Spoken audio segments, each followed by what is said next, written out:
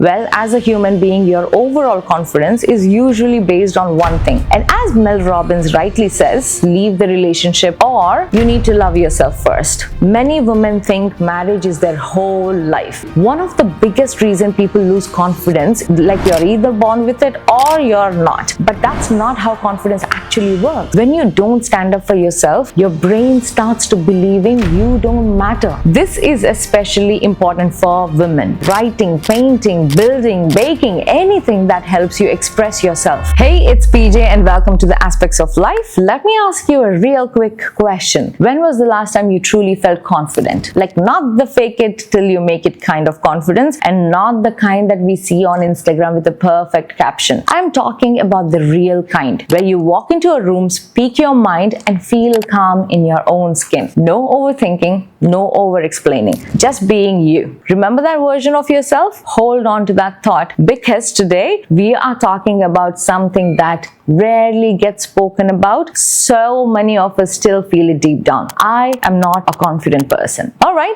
let's get started with this. We've been sold this idea that confidence is a personality trait, like you're either born with it or you're not. But that's not how confidence actually works. Confidence is a skill based, and that is the truth. Yep, I can be confident and super confident about hosting a potluck because I've done it 25 times and crushed it every single time. But if you ask me to change a flat tire, that's a no from me. I mean, I know theoretically how to change it, but because I have never done it before, I'm definitely not confident about it. So confidence is knowledge plus action plus repetition. And as Mel Robbins rightly says, confidence is the willingness to try. Confidence is an action. That's what it is. And I love that. But here's where it gets a little tricky. That model works great for personal growth and work-related things. But in relationships, especially the hard, complicated, emotionally exhausting ones, that formula falls apart. Because no matter how skilled or smart you are, you can't feel confident in a space where you feel unsafe, constantly disrespected, or emotionally ignored. Don't believe me? Ask any victim of a narcissist and they'll back me up 100%. Confidence in a skill comes from knowledge and practice. But overall confidence as a person comes from the kind of experiences that you have been through in your life. Let me prove that to you. If someone asks, are you confident about cracking exams? And they say no. And then if you go deeper and ask, are you good at science or maths?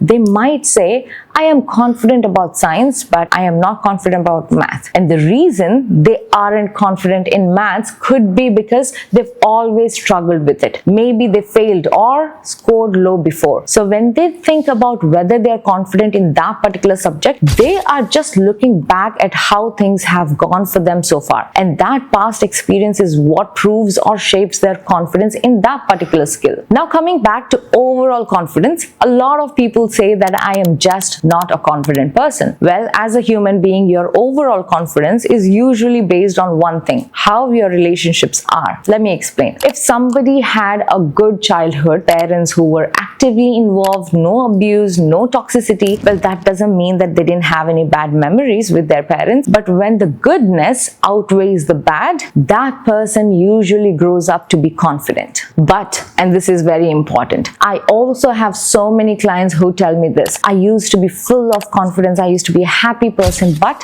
I've lost confidence. Now I can't even think for a minute without doubting or second guessing myself. So either your childhood and or your intimate relationships, especially your marriage, could be the number one reason behind your overall confidence or lack of it. Let me paint a picture. You're in a relationship where every time you speak up, it becomes a fight. You're constantly explaining yourself and they are constantly misunderstanding you. You're walking on eggshells because you never know how your partner is going to react. And maybe they're not a terrible person. Maybe it's not even what people call toxic, but it's enough to make you question yourself, enough to make you stop sharing things that are really hurting you, and enough to make you cry inside and act fine in public. And that is how your self-doubting pattern starts. And when you start to self-doubt and your partner or family members disrespect you or talk down on you, and you're just sitting there and taking it again and again without speaking up, you're not respecting yourself. And when you don't respect yourself, your value in your own eyes drops drastically. drastically. And the more this happens, the more your self-esteem takes a hit. You see this in a lot of toxic relationships. And if it is not fully toxic, even if it's just a difficult relationship where the other person keeps failing to respect you and you keep failing to stand up for yourself, that's where the problem lies. There is no boundary and you end up putting up with that particular situation again and again. And with that, you are not standing up for yourself. No amount of affirmations, reels, or motivational videos on how to be confident will fix that. Because confidence doesn't disappear in that one big moment. It fades away very slowly, quietly, every time that you betray yourself. When you don't stand up for yourself, your brain starts to believing you don't matter. So let's talk about what to actually do when you feel like that. Let's talk about how to rebuild confidence without waiting for that relationship to magically change and your partner to change. I know people say things like you just leave the relationship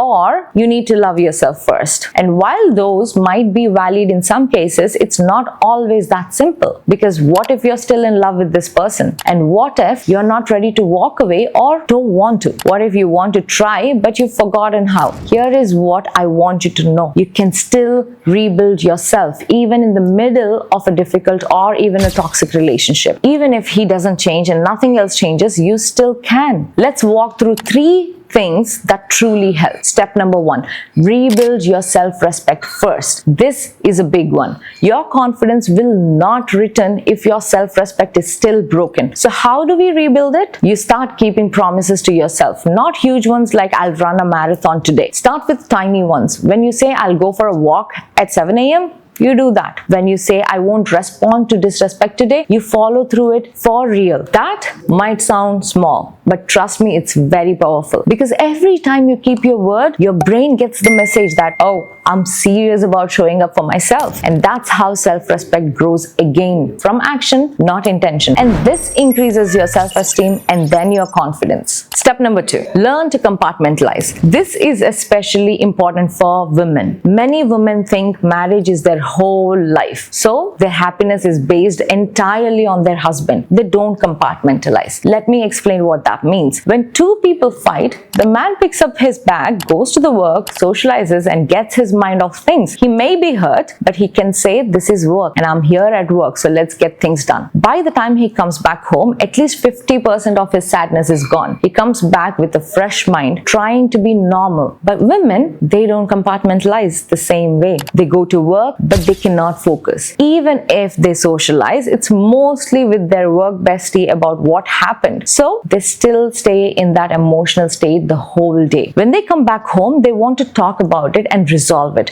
Meanwhile, the husband wants to move forward and forget about it. You can ask any husband about his life and he says it's 50% work and 50% personal life. But women, they make their entire life about their partner. They make their entire life revolve around their partner. So what's the point here? Your happiness should not be based only on your partner. Your relationship is just 20% of your life. The other 80%, your health, work, passions, identity, mental health, etc. So if you're basing happiness only on this 20%, you are setting up yourself for a big validation and emotional support from that one person instead of, so if you're basing happiness only on this 20%, you're setting yourself up to a constantly seeking validation, emotional support from that just one person. Instead, work on treating your life as made up of multiple big chunks, not just one tiny relationship piece. Step 3, reconnect with what makes you feel like you. One of the biggest reasons people lose confidence is because they lose touch with themselves. They stop doing the things that made them feel alive, proud, or even just like themselves. So step 3 is this: bring back the parts of you that got left behind. That could mean picking up a hobby that you used to love, dressing the way that you used to when you felt like you, spending that time with people who would make you feel seen, creating something, writing, painting, building, baking, anything that helps you express yourself, setting one small personal goal that's just for you. Because confidence isn't just about proving something to the world, it's about feeling grounded in who you are. And when you start doing the things that remind you of your strength, creativity, or joy, you slowly start becoming that version of yourself again. It doesn't have to be big or perfect. Even one tiny spark is enough to reignite your sense of self. So ask yourself today, what's that one thing something that I used to do or love that I have let it go, and bring that back even in a smallest way. That's how you start reconnecting with the most confident version of you. This is so important for you to know and believe and follow. Confidence doesn't see if you succeeded or failed at your task. It definitely sees if you showed up, if you consistently kept your word. That's it for today. And if you've been feeling like your confidence has gone missing, I hope this episode helped you to see that it's not lost. You just forgot all the things that you're good at and focused more on that one thing that's bothering you, or that one person that doesn't believe in you, so that they can take away that confident person that you are today. But you are here now, and that means you're ready. So take the smallest step, just one, and let that be enough for today. So stay tuned,